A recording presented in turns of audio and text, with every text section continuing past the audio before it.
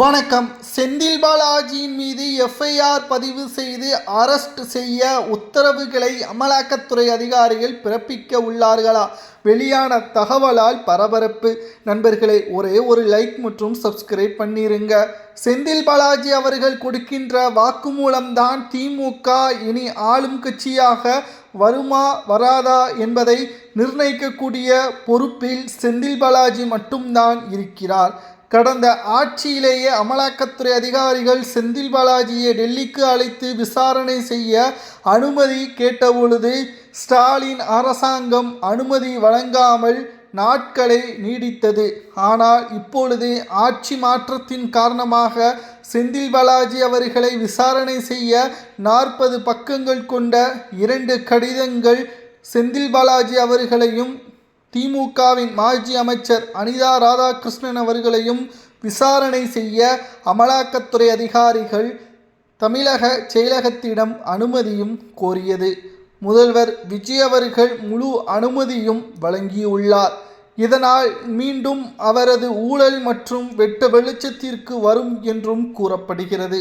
இதனால் எஃப்ஐஆர் பதிவு செய்து அரெஸ்ட் செய்யப்பட்டால் இதற்கு முன்னால் எப்படி அவர் அமைச்சராக இருந்தபொழுது இரவோடு இரவாக கைது செய்து புழல் சிறையில் 15 மாதங்கள் அடைக்கப்பட்டாரோ அதேபோல மீண்டும் அவரது நிலைமை சிறைவசம்தான் என்ற தகவலும் கிடைக்கப்பெற்றுள்ளது. செந்தில் பாலாஜி அவர்கள் இதற்கு முன்னால் கைது செய்யப்பட்டது அதிமுகவின் ஆட்சியின் பொழுது வேலை வாங்கி தருவதாக பண மோசடி செய்ததுதான். ஆனால் இப்பொழுது அவர் கைது செய்யப்பட்டால் அதற்கு முழுக்க திமுக மட்டும்தான் முழுமையான காரணமாகவே இருக்கும். ஏனென்றால் திமுகவின் ஆட்சியில் மிக முக்கியமான 2 வருமானம் வரக்கூடிய துறைகளை செந்தில் பாலாஜி அவர்கள் பெற்றார். ஒன்று மின்சாரத்துறை, மற்றொன்று மதுவிலக்கு ஆயத்தீர்வுத்துறை. இந்த 2 துறைகளிலும் பண அதிகமாகவே வரக்கூடியது. மாதம் சுமார் 150 கோடி வரை சபரீசன் அவர்களிடம் கொடுத்துள்ளதாக அவரது வீட்டில் அன்று நடைபெற்ற சோதனைகளில் அமலாக்கத்துறை அதிகாரிகள் ஆவணங்களையும் கைப்பற்றினார்கள். இந்த ஆவணங்களை வைத்துதான் விசாரணை நடத்த அனுமதி கோரி பல கடிதங்கள் கடந்த ஆட்சியில் கொடுக்கப்பட்டது. ஆனால் அப்பொழுது இருந்த ஸ்டாலின் அரசாங்கம் அதை அனுமதிக்க மறுத்துவிட்டது. ஆனால் முதல்வராக விஜய் அவர்கள் பொறுப்பேற்ற 14வது நாளே அனுமதி கோரிய அமலாக்கத்துறை அதிகாரிகள் அடுத்த 24 மணி நேரத்திலேயே அனுமதியும் வழங்கியது. இந்த நிலையில்தான் செந்தில் பாலாஜி அவர்களிடம் தற்பொழுது விசாரணை என்பது மிகவும் தீவிரமாகவும் கடந்த ஆட்சியில் செய்த முறைகேடுகள், மின்சாரத்துறையில் மதுபான ஊழல் முறைகேடுகள் அனைத்தையும் ஒவ்வொன்றாக விசாரணையின் பொழுது அவரது வாக்குமூலத்தை வைத்து நிச்சயமாக செந்தில் பாலாஜியின் மீது எஃப்ஐஆர் வழக்கு பதிவு செய்யப்படலாம். அமலாக்கத்துறை அதிகாரிகளது எஃப்ஐஆர் என்பது காவல்துறை போல சாதாரணமானது கிடையாது. ஜாமீன் பெற்றுவிடலாம், முன்ஜாமீன் பெற்றுவிடலாம் என்று நினைப்பது. அமலாக்கத்துறை அதிகாரிகளது எஃப்ஐஆர் என்பது வேறு முழுக்க தனி நீதிமன்றம் தான் விசாரணை செய்யும். எம்எல்ஏ மற்றும் எம்பிக்களுக்கான சிறப்பு நீதிமன்றத்தில்தான் செந்தில் பாலாஜியை விசாரணையை மேற்கொள்வார்கள். ஏனென்றால் அவர் எம்எல்ஏவாக இருக்கின்ற காரணத்தினால். மேலும் அமலாக்கத்துறை அதிகாரிகள் கைவசம் இருக்கக்கூடிய காவல்துறைகள் அவரை நன்கு கவனிப்பார்கள். எப்படி தமிழக சிறையை போல அவர் கேட்கக்கூடிய உணவுகளையோ, குறிப்பாக அவரது தனிப்பட்ட உணவகங்களிலிருந்து வரவழைக்கப்பட்ட உணவுகளையோ வழங்காமல் அமலாக்கத்துறை அதிகாரிகள் கொடுக்கின்ற உணவுகளை மட்டும்தான் அவர் சாப்பிட வேண்டும். 15 மாதங்கள் சிறையில் இருந்தார் என்று நாம் ஏற்கனவே கூறினோம் அல்லவா? அப்பொழுது அவரது உடல்நிலை கிட்டத்தட்ட 75 கிலோ இருந்ததாம் சிறைக்கு செல்லும் பொழுது. ஆனால் சிறையிலிருந்து வந்தபோது அவரது உடல் எடை கிட்டத்தட்ட 45 கிலோவாகவே இருந்தது. அவ்வளவு உடல் எடை மோசமானதற்கு காரணம் உணவுகள் வழங்கப்படாததல்ல, உணவுகள் வழங்கப்பட்டது. செந்தில் பாலாஜி அவர்கள் உணவை சாப்பிடவில்லை.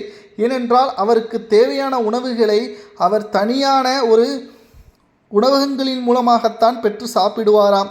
ஆனால் அமலாக்கத்துறை அதிகாரிகள் கொடுத்த உணவுகளை 3 நேரத்திற்கு 1 நேரம் மட்டும்தான் உணவுகளை உட்கொள்வார், மருந்துகளை உட்கொள்வார் என்றும் கூறப்பட்டது. மீண்டும் அவர் புழல் சிறையிலோ அல்லது திகார் சிறையிலோ அடைக்கப்படக்கூடிய ஒரு சூழல் உருவாகினால் நிச்சயம் 3 ஆண்டுகள் முதல் 8 ஆண்டுகள் வரை சிறை தண்டனை வழங்கப்படலாம். அப்போதும் அவரது வாக்குமூலத்தை பொறுத்துதான் அவரது சிறைவசம் என்பது உறுதி செய்யப்படும்.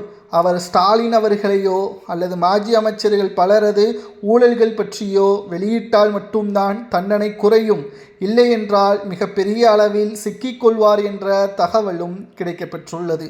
செந்தில் பாலாஜி அவர்களது வாக்குமூலம்தான் திமுக அடுத்த தேர்தலில் ஆட்சியை அமைக்குமா இல்லையா என்பதை தீர்மானிக்கக்கூடிய முக்கியமான பொறுப்பில் இருக்கிறது.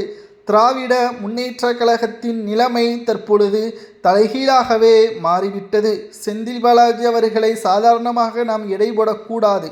கரூரில் மிக பிரம்மாண்டமான 350 கோடி பங்களாவை யாருக்கும் தெரியாமல் அவர் கட்டி வந்தார். அந்த பங்களாவை அப்பொழுது சவுக்கு சங்கர் அவர்கள் மிகவும் பெரிய ஒரு அளவிலான அதை வெளிக்கொண்டு வந்து ஃபோட்டோக்கள் எடுத்து செல்ஃபி எடுத்து இதற்கு பணம் எங்கிருந்து வந்தது, அந்த பங்களாவில் கிரனைட் என்று சொல்லக்கூடிய அந்த பளிங்கு கற்கள் சிங்கப்பூரில் இருந்தும் இத்தாலியில் இருந்தும் வரவழைக்கப்பட்டதாக நடுக்கடலிலேயே கப்பலில் தற்பொழுது வரை நிற்கப்படுவதாகவும் கூறப்படுகிறது. ஏற்கனவே இந்த பங்களா செந்தில் பாலாஜியின் தம்பி அசோக்குமார் அவர்களது பெயரில் இருப்பதால் இந்த வழக்கு விசாரணை இப்பொழுதும் நடைபெற்று கொண்டிருக்கிறது. அந்த கிரனைட்களும் தற்பொழுது கப்பலிலேயே தங்க வைக்கப்பட்டுள்ளது. இதற்கான பணங்களையும் அவர்கள் கொடுத்துள்ளார்கள். செந்தில் பாலாஜியை சுற்றி பல கும்பல்கள் இருக்கிறது என்பதும் குறிப்பிடத்தக்கது. சாதாரணமாக நாம் எடை போடக்கூடாது என்று சொன்னதற்கு முக்கியமான காரணமே இதுதான். ஏனென்றால் அதிமுகவின் ஆட்சியின் பொழுது அமைச்சராக இருந்தார். மறைந்த முதல்வர் ஜெயலலிதா அவர்களுக்கு பிறகு அதிகாரம் எல்லாம் டிடிவி தினகரனுக்கு செல்லும் என்று எதிர்பார்த்தார். அதனால் அவருக்கும் ஆதரவுகளை கொடுத்து சில மாதங்கள் அங்கிருந்தார். ஆனால் டிடிவி தினகரனை விட திமுக தான் ஆட்சி அமைக்கும் என்று தெரிந்த பிறகு நேரடியாக அங்கிருந்து திமுகவிற்கு சென்று ஸ்டாலின் அவர்களது வலதுகையாகவே தற்பொழுது வரை செயல்படுகிறார். ஆனால் இப்பொழுது திமுகவின் நிலைமை மிக மோசமாக இருப்பதன் காரணமாக வாக்குமூலத்தை கொடுத்துவிட்டு சரணடைந்து விடலாமா என்ற ஒரு எண்ணத்தில் இருக்கிறார். ஏனென்றால் வாக்குமூலத்தை கொடுக்கவில்லை என்றால் நிச்சயம் அவரது சொத்துக்கள், பங்களாக்கள், இரகசிய பங்களாக்கள் அனைத்தும் பறிமுதல் செய்யப்படும். இது திமுகவிற்கு மிகப்பெரிய ஒரு சாதகமாக இருந்தாலும் செந்தில் பாலாஜி அவர்கள் இதுவரை சொத்துக்கள் சேர்த்தது அனைத்தையும் இழக்க நேரிடும்.